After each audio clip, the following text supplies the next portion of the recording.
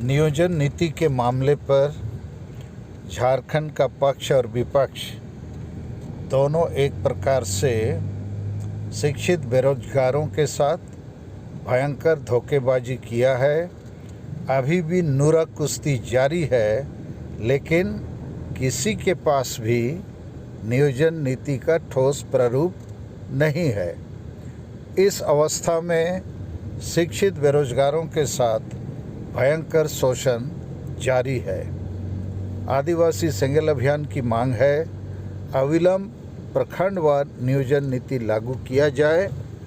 सरकार के पास जितनी नौकरियां हैं उसका 90% हिस्सा ग्रामीण क्षेत्रों को आवंटित किया जाए, प्रखंडवार कोटा बनाया जाए और उसी प्रखंड के आवेदकों से भरा जाए। इस काम को करने से 1-2 महीनों के भीतर इस मामला का हल निकल जाएगा। दूसरी बात, सोरेन खानदान ने अब तक आदिवासियों का सर्वाधिक वोट लेकर सर्वाधिक धोखा देने का काम किया है। पहले केवल और केवल वोट बैंक के लिए उन्होंने ग्राम प्रधान अर्थात माझी हड़म लोगों को मानदेय देने का फैसला लिया और वो मानदेय दिया जा रहा है। अभी फिर कल के कैबिनेट बैठक में फैसला हुआ कि आदिवासी धर्म गुरुओं को मोटरसाइकिल दिया जाएगा। इसके पीछे भी मनसा वोट बैंक का है, आदिवासी समाज सुधार का नहीं है।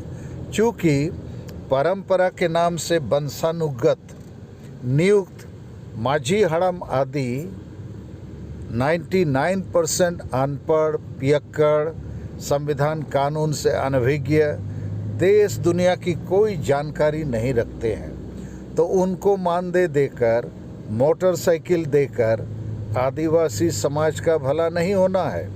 और इसीलिए अब तक आदिवासी समाज में नशापन, अंधविश्वास, डायन प्रथा जैसी कुरीतियों का चलन जारी है और वोट आने से आदिवासी हानिया, दारू, चखना रुपये पैसों में वोट की बिक्री करता है। तो ये जो प्रयास है सोरेन खानदान का मात्र और मात्र अपने वोट बैंक को बनाने के लिए है, आदिवासी समाज के उत्थान के लिए, सुधार के लिए नहीं। तो इन फैसलों के खिलाफ आदिवासी सेंगेल अभियान निकट भविष्य में माननीय सुप्रीम कोर्ट जाने को बाध्य है। चूँकि आदिवासी गांव समाज में जब तक संविधान और जनतंत्र लागू नहीं होगा, आदिवासी समाज का भला असंभव है। इसलिए आदिवासी सेंगेल अभियान ने भारत के 5 प्रदेशों में आदिवासी समाज सुधार के लिए युद्ध स्तर पर काम शुरू कर दिया है। और हम लोगों का मानना है जब तक सोरेन खानदान को बेनकाब नहीं किया जाएगा, बेदखल नहीं किया जाएगा, आदिवासियों का, संताल परगना का और झारखंड का उत्थान असंभव है। सालखन मुर्मू, पूर्व सांसद, राष्ट्रीय अध्यक्ष, आदिवासी सेंगेल अभियान।